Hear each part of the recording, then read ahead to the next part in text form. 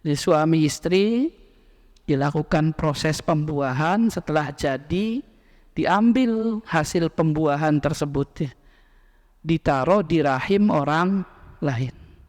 Muncul syariah itu agar menjaga nasab, sehingga setiap hasil perzinahan yang dirusak apa? Nasabnya.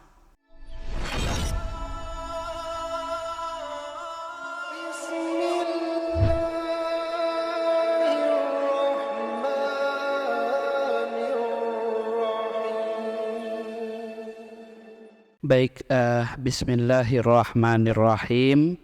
Assalamualaikum warahmatullahi wabarakatuh.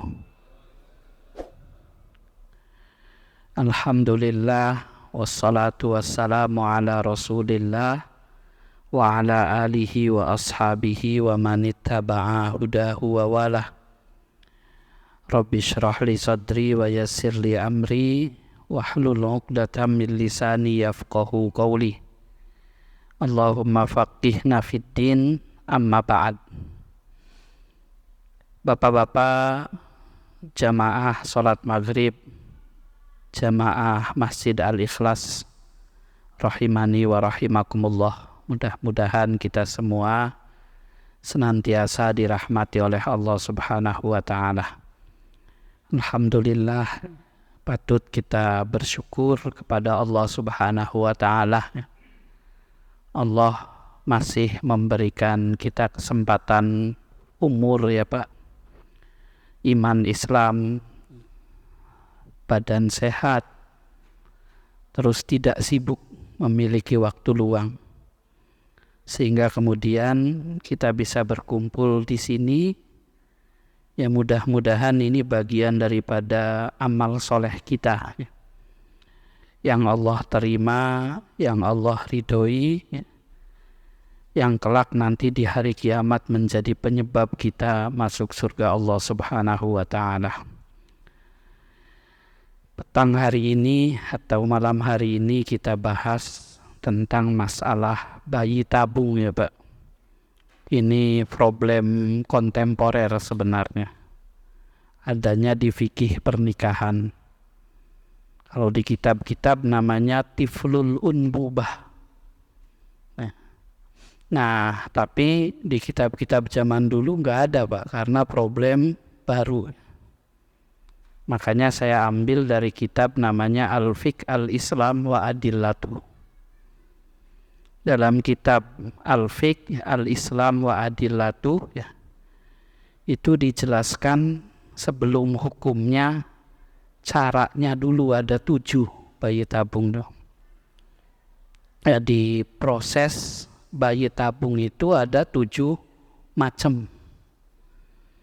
Nah, yang pertama, para jamaah rahimani wa rahimakumullah, ya, yaitu diberlakukan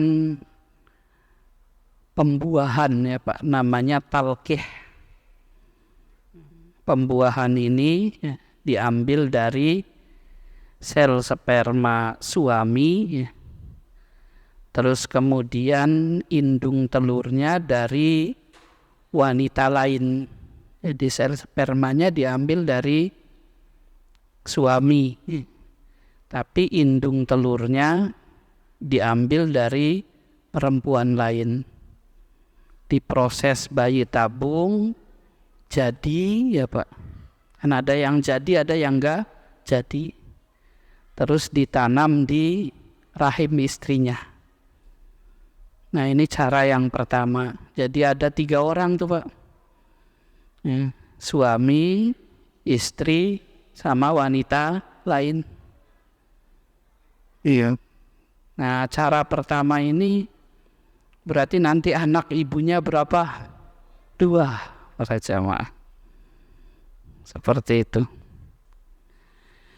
Yang kedua, ya, proses pembuahan diambil dari sel sperma laki-laki lain, Pak. Berarti yang bermasalah suaminya. Ya.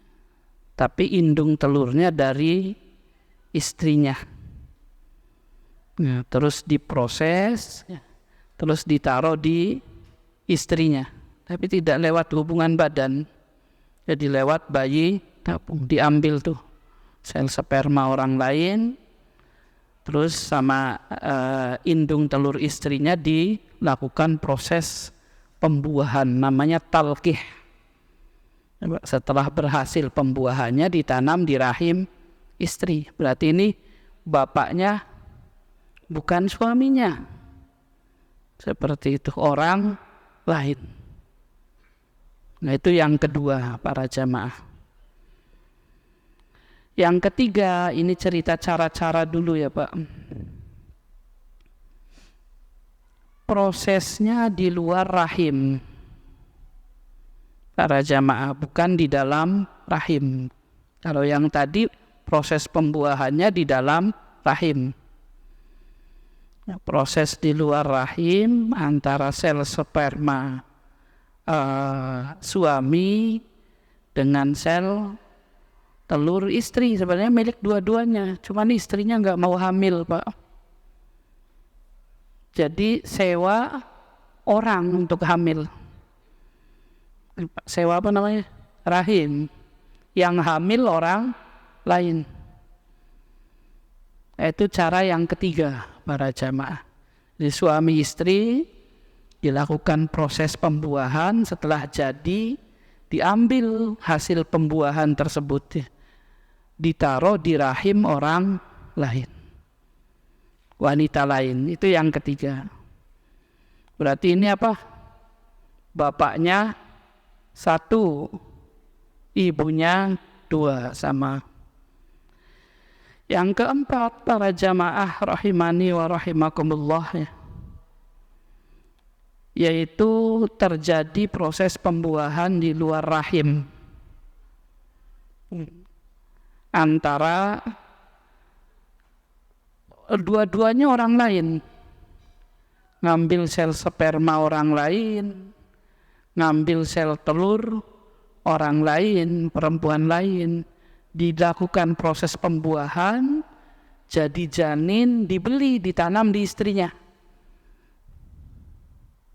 Itu yang keberapa? Yang keempat.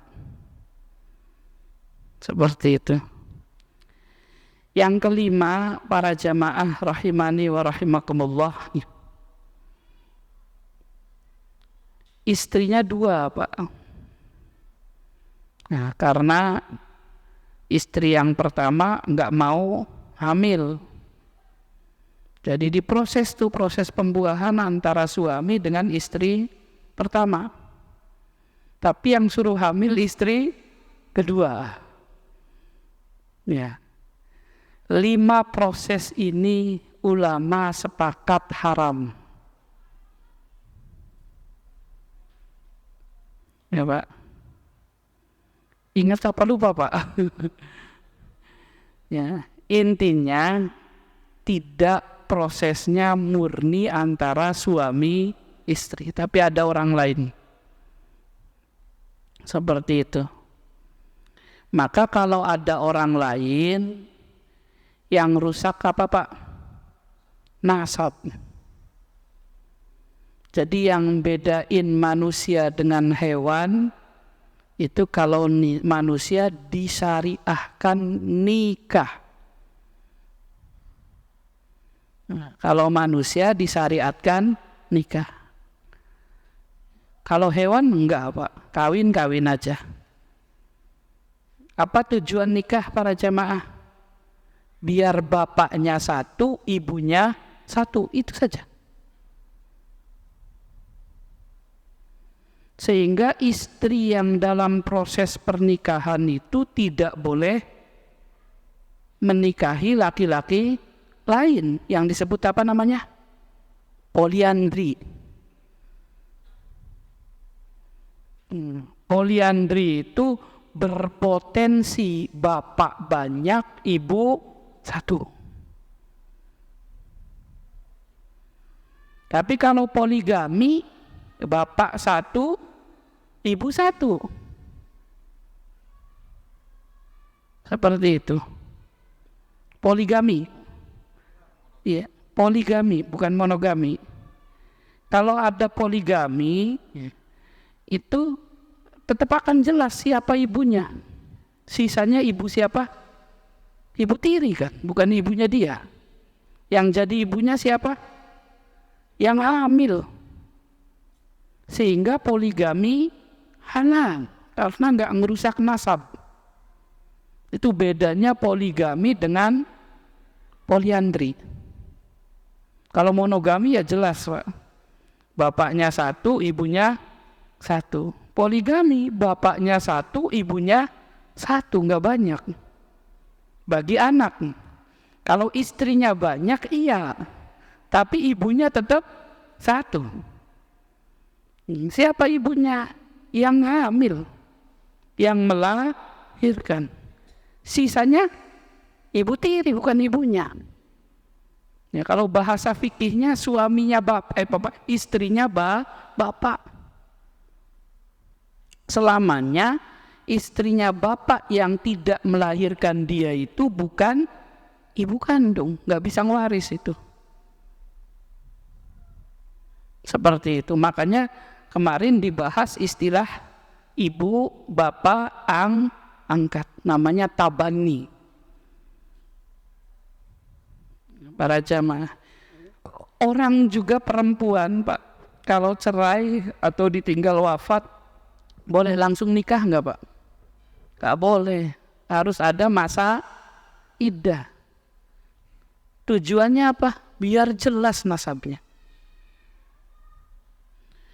Maka perzinahan haram, poliandri haram, ya Pak. Menikah di masa iddah haram. Diharamkan semua itu tujuan pokoknya satu, biar manusia itu asal usul keturunannya jelas. Kalau hewan kan bapak banyak, ibu satu juga aman-aman aja. Ya, Pak. Betul nggak? Kambing betina satu, jantannya banyak. Ya silahkan saja hewan kan. Persilangan hewan ada nggak, Pak? Nah, proses bayi tabung hewan disilang ada. Persilangan tumbuhan ada, persilangan hewan ada. Ya silahkan saja, sah-sah saja. Karena hakikatnya urusan persilangan, urusan bayi tabung itu sebenarnya hukum asalnya urusan dunia, bukan urusan agama.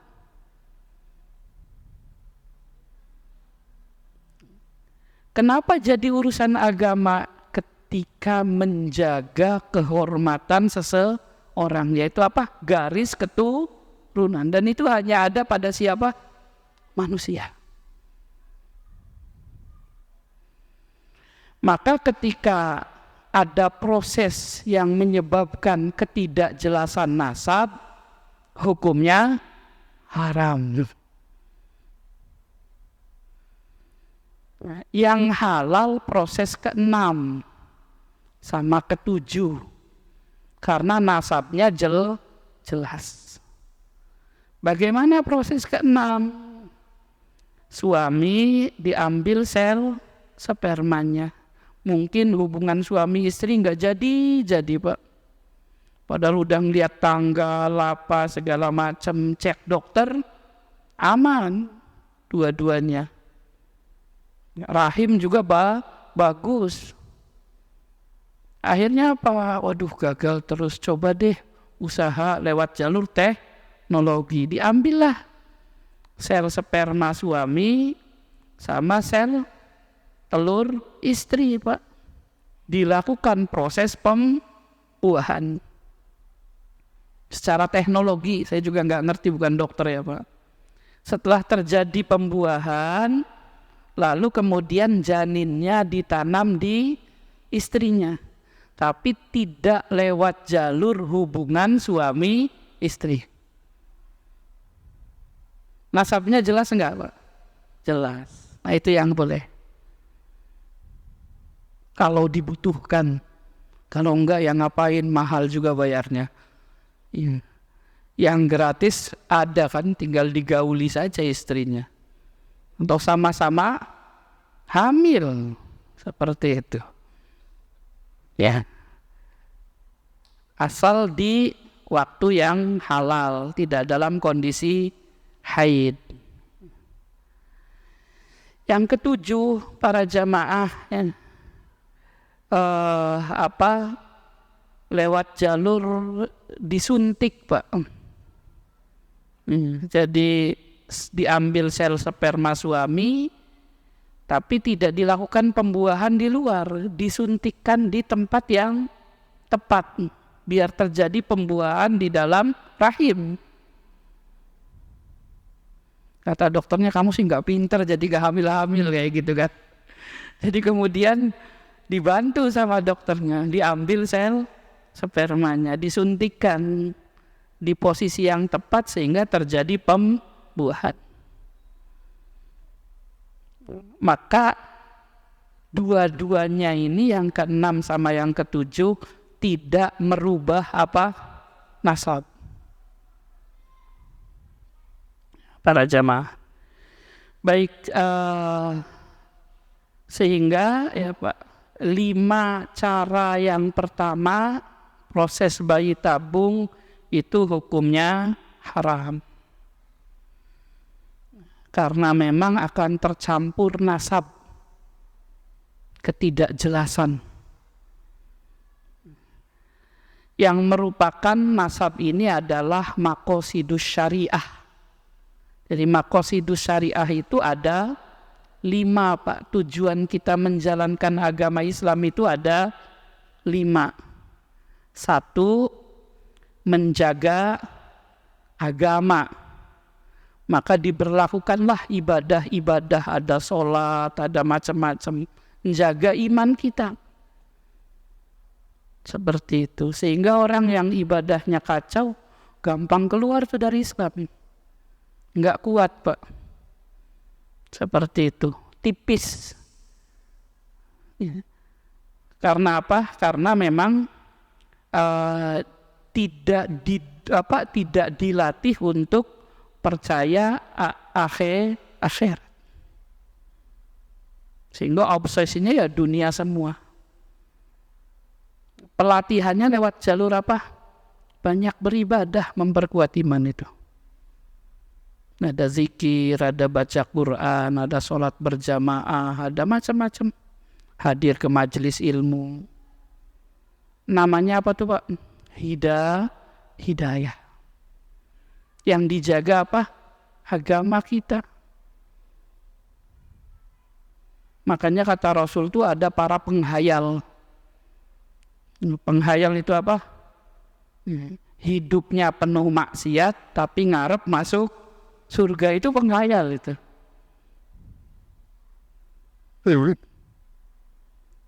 Hadisnya riwayat Imam At-Tirmizi dari Shaddad bin Aus. Kata Rasul, al-qayyis mandana nafsahu wa amila lima ba'dal maut. Ya, orang yang kuat imannya, yang cerdas itu yang bagaimana? Yang mampu menahan nafsunya dalam proses menjalankan amal untuk bekal akhirat. Itu orang yang kuat. Wal ajiz, ada umat Islam yang lemah. Yang mana? Yang man atba'a nafsahu hawaha wa yatamanna 'ala Allah. Nafsunya diturutin. Sholat nggak pernah, baca Quran nggak pernah, mabuk-mabukan jalan. Terus tiba-tiba, kamu yang soleh aja belum tentu masuk surga. Ya apalagi kamu kan, kayak gitu. Seperti itu. Jadi itu tipe-tipe apa, Pak? Penghayal. Namanya tamanni, kata Rasulullahnya. Yang disungguh-sungguh saja kadang ada masa di mana kita itu kemudian lemah iman kita. Apalagi yang nafsunya selalu diturutin. Keras hatinya nanti. Susah nerima nasihat. Nah, yang kedua yang dijaga apa? Jiwa. Sehingga demi jaga jiwa itu makan bangkai halal. Kalau ada orang nggak makan bangkai mati, Pak, makan bangkainya halal. Namanya doruroh. Dalam Islam diberlakukan apa? Qisas, biar aman. Cara memberantas pembunuhan ya jalurnya jalur qisas. Yang pernah dibunuh, ada generasi baru, udah mentalnya lemah duluan. Lihat praktek pendahulunya yang bunuh orang dipenggal. Tapi kalau membunuh orang dengan 2 juta, 3 juta, lalu dipenjara, keluar penjara jadi preman lagi itu, Pak. Sehingga nyawa orang tidak punya nilai. Maka syariah Islam itu memperlakukan agar nyawa orang itu berharga. Dalam fikih jinayat para jamaah ya, ada orang ngukul matahin gigi orang 1, Pak. Itu diatnya berapa? 5 ekor unta. Kalau terbukti giginya patah, terus nggak terima, nggak tahu unta harganya sekarang berapa tuh. Sapi aja hampir 30 kan ya. Kalau dianggap 30 kali 5 berarti 1 gigi harganya berapa, Pak? 150 juta. Untung bukan rambut. Kalau rambut ada kisosnya tukang cukur khawatir itu kan seperti itu. Salah potong minta diat para jamaah. Nah itu jiwa. Ada lagi akal. Akal manusia itu dijaga. Maka Allah mengharamkan minuman dan makanan penghilang akal agar terjaga.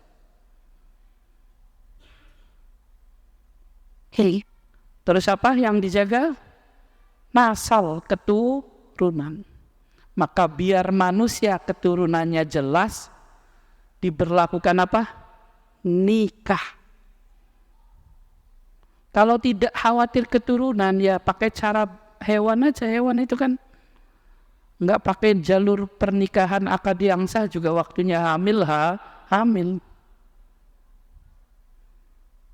Tapi manusia mulia, maka diberlakukan pernikahan. Yang terakhir harta para jamaah. Maka proses bayi tabung itu halal. Kalau tidak apa? Kalau tidak merusak nasab.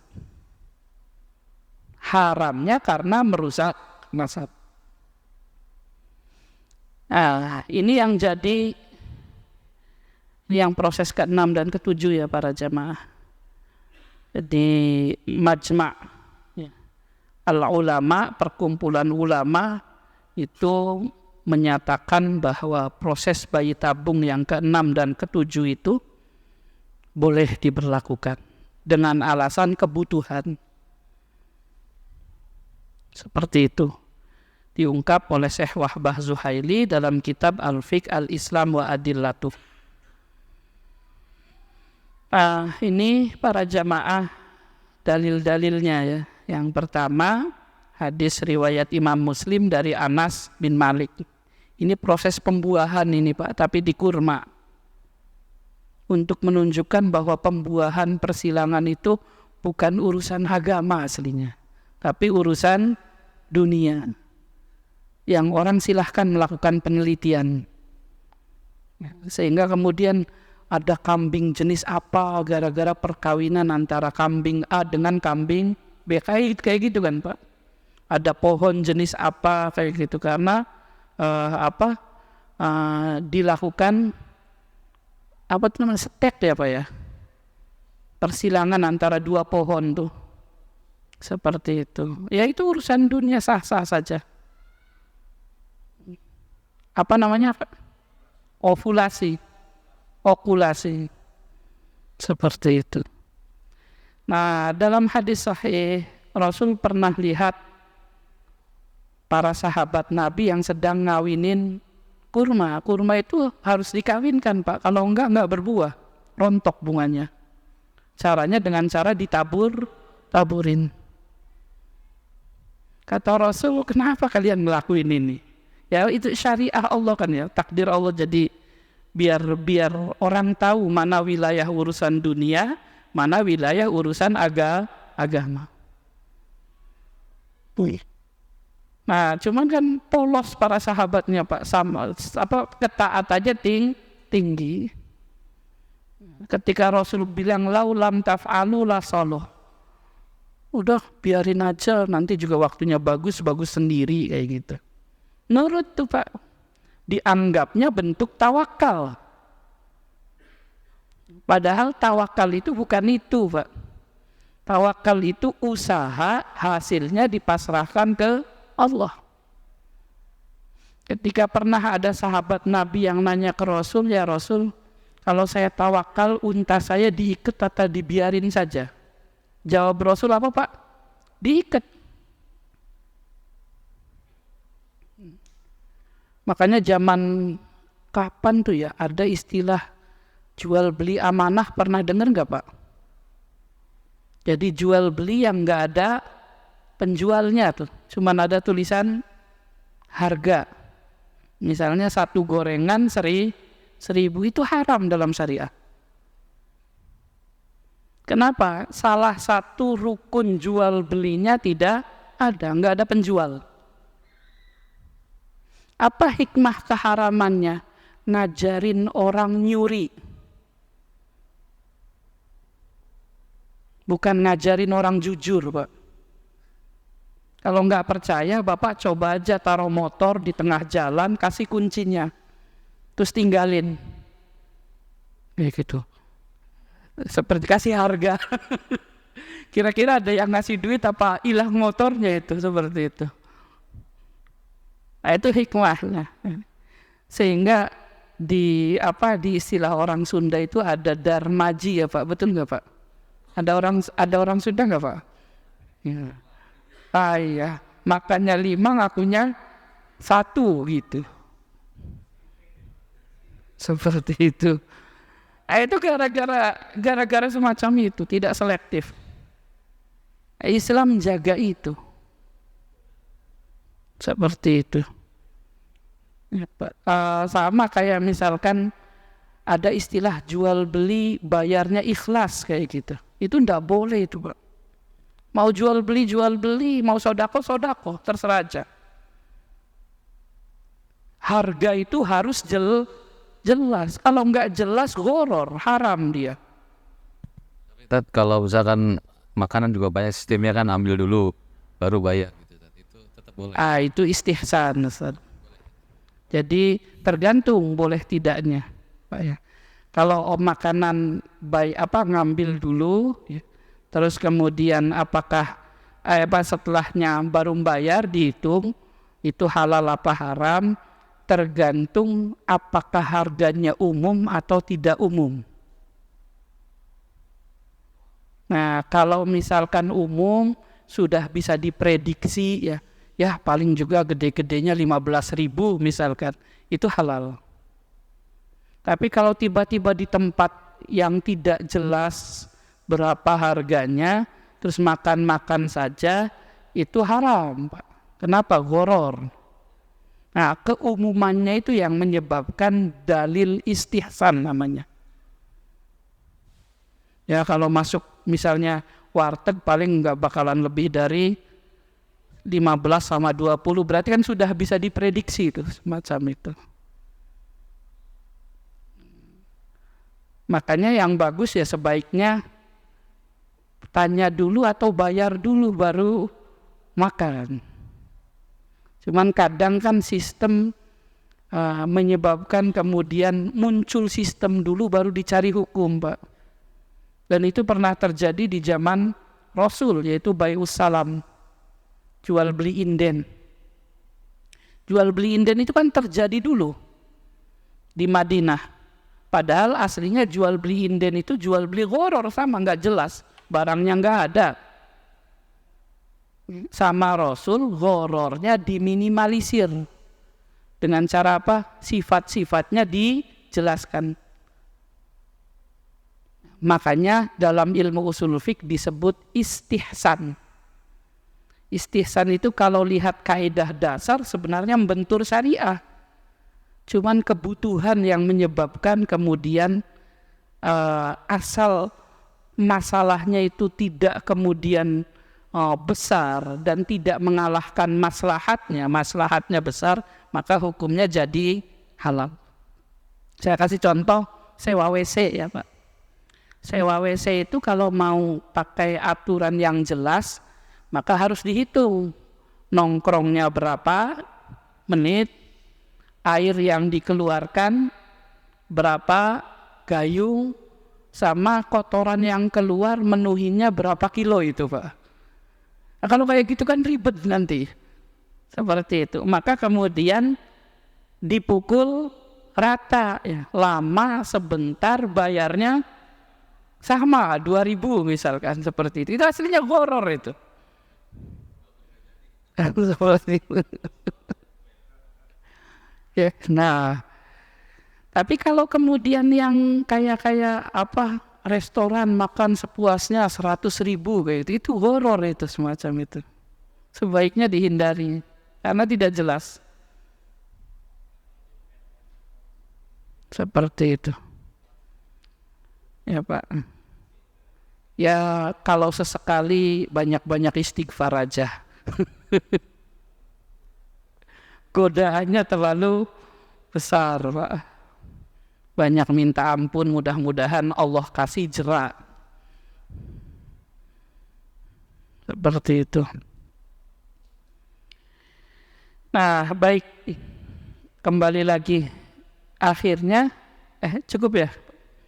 Fa kharaja sison. Ternyata apa? Buah kurmanya nggak jadi, jelek. Rasul lewat lagi, kok kurmanya jelek-jelek kayak gitu. Ada apa dengan kurma kalian? Ini ilmu engkau ya Rasulullah, kan kayak gitu. Kita nurut saja. Apa kata Rasul? Selama itu bukan urusan agama, kalian bisa jadi lebih tahu dari saya. Artinya apa? Urusan dunia itu jalurnya bukan dalil, tapi penelitian. Nah, tanya penyakit pada ustadz, dia bingung ustadz jawabnya Pak. Ya paling dijampi-jampi kan, diruqyah seperti itu. Tapi dia tidak punya kemampuan untuk meneliti ilmu kesehatan, sehingga kemudian dianggap bisa jadinya salah kaprah. Nah, komputer error di ruqyah, ada jinnya ini. Padahal yang bermasalah kena virus. Gak tahu, sama-sama sih sebenarnya ya Pak ya. Virus nggak kelihatan, jin juga nggak kelihatan. Tapi kan ilmu beresinnya beda. Seperti itu. Baik, tadi ada urusan dunia, ada urusan agama. Urusan dunia itu umat Islam diperintah untuk banyak meneliti. Afala ta'qilun, sehingga ayat-ayat tentang alam itu disuruh meneliti Pak. Kamu punya akal nggak? Coba teliti pohon, teliti langit, teliti apa. Jadilah ilmuwan itu. Cuman ngaji tafsirnya mentok di teori, nggak pernah praktek kan kayak gitu. Sehingga yang kurang apa? Penelitian terhadap alam semesta. Akhirnya yang menemukan itu adalah orang-orang non-muslim. Karena mereka berani meneliti. Padahal meneliti itu ibadah. Harusnya yang giat umat Islam. Seperti itu. Cuman kalau orang-orang barat itu meneliti kesenangan aja kayaknya Pak ya. Soalnya mereka ada yang sampai ke hutan-hutan itu Pak. Hobinya memang meneliti, tapi itu bagus, itu luar biasa. Ya, sehingga tidak sedikit dari mereka yang kemudian masuk Islam lewat jalur apa? Penelitian tadi, menemukan kebesaran, tanda-tanda kebesaran Allah Subhanahu wa Ta'ala. Kadang kitanya pendek sih Pak, yang penting udah jadi sarjana, bisa kerja, udah selesai, kan kayak gitu. Semangatnya tidak terhadap ilmu nggak tinggi. Ilmu itu identiknya dengan apa? Harta. Padahal Rasul itu wanti-wanti, siapa yang nyari ilmu hanya untuk pengen dapat harta, maka tidak akan bisa mencium bau surga, kan kayak gitu. Ilmu itu punya kemuliaan tersendiri sebenarnya. Di situ para jamaah ya. Teman kita itu kan kadang ya wallahu a'lam, bisa salah bisa benar ya. Sampai ilmu agama saja Pak, ukuran kesuksesannya kadang dunia. Wah Ustadz itu sukses, kenapa? Viral. Viewernya sampai jutaan, kan kayak gitu. Mobilnya mewah, kayak gitu. Padahal suksesnya ilmu agama itu ketika apa? Ketika dipahami, diamalkan, dan dimanfaatkan buat banyak orang. Di situ kan. Cuman kalau hidupnya tetap miskin, dianggapnya, wah kamu udah sampai doktor di luar negeri, mobil aja enggak punya. Dianggapnya enggak sukses tuh Pak. Seperti itu. Nah, itu salah satu cara cara pandang ya terhadap ilmu. Baik, dalil yang kedua para jamaah, hadis Bukhari Muslim dari Aisyah radhiyallahu anha. Rasul bersabda, al-walad lil firas. Jadi status nasab anak itu hanya lewat jalur ikatan pernikahan. Walil ahiri al-hajru. Hamil di luar nikah tidak bisa dinasabkan ke bapak. Itu demi apa? Demi menjaga nasab orang. Kalau tidak bisa dinasabkan ke bapak, berarti nggak ada hak waris. Bapaknya nggak bisa jadi wali, Pak. Walaupun si bapak biologisnya ini nikahin, statusnya bapak apa? Bapak diri, bukan bapak kandung. Kalau hasil hamilnya di luar nikah, seperti itu. Kalau anak perempuan yang nggak bisa ngwaliin, kalau anak laki-laki ya siap-siap bikin wasiat, biar harta warisnya kemudian dimakan sama anak yang di luar pernikahan ini jadi halal. Kalau tidak dijelaskan bahwa dia anak di luar pernikahan, nanti ngewarisin dan hartanya tidak halal. Seperti itu. Nah, muncul syariah itu agar menjaga nasab, sehingga setiap hasil perzinahan yang dirusak apa? Nasabnya. Dan nah ini surah An-Nisa para jamaah ayat 24 ya. Wal muhsonat, perempuan yang muhsonah. Perempuan muhsonah itu perempuan yang punya suami. Ya, minan nisa dari para perempuan ya, itu haram dinikahi. Itu haram dinikahi. Kenapa? Ya dia punya suami. Kalau punya suami dinikahi jadi poliandri, hamil, nanti bingung bapaknya siapa. Oh, bapaknya ada dua, akhirnya komunikasi itu apa ngobrol tuh. Kamu hari apa tadi nanamnya, kan kayak gitu Pak. Sampai dilakukan proses apa? Tes DNA. Tes DNA itu dalam Islam tidak perlu. Sebab tes DNA-nya cocok, kalau hasilnya di luar pernikahan tidak jadi hukum nasab. Seperti itu.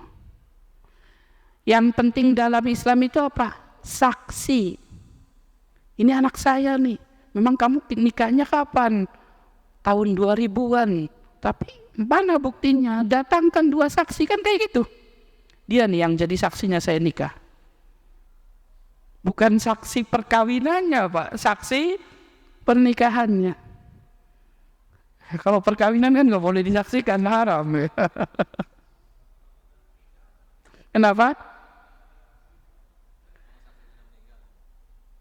Ya, makanya Rasul itu cerita kalau pernikahan itu wajib diramaikan, jangan sembunyi, sehingga ya saksinya kalaupun tidak ada saksi 2 masih banyak yang tahu.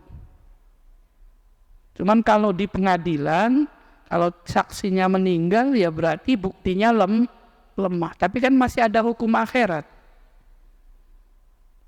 Syukur-syukur ada pencatatannya, ada kok catatannya. Walaupun sudah meninggal dia tanda tangan saya menikah.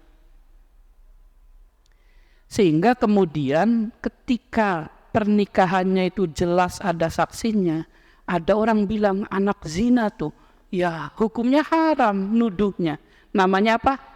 Qadzaf, nuduh perzinahan perempuan baik-baik. Seperti itu. Kalau memang jalurnya jelas, maka pernikahan itu harus diketahui. Orang curiga itu kan Pak, akad nikahnya hari ini 3 bulan kemudian melahirkan. Loh kok bisa hamil cuma 3 bulan? Seperti itu. Padahal dalam syariah Islam minimal kehamilan itu berapa? 6 bulan. Ya, Pak. Karena apa? Masa hamil dan masa menyusui itu 30 bulan. Menyusuinya 2 tahun, kehamilannya 6 bulan. Umumnya 9 bulan. Tapi masa minimal kehamilan itu 6 bulan. Jadi kalau ada orang melahirkan di bawah 6 bulan, ya dicurigai. Dianggap hubungan di luar nikah. Di situ para jamaah ya. Nah, dalil-dalil ini yang menguatkan bahwa hukum asal bayi tabung itu urusan dunia. Jadi halal kalau tidak merubah nasab dan haram kalau merubah nasab.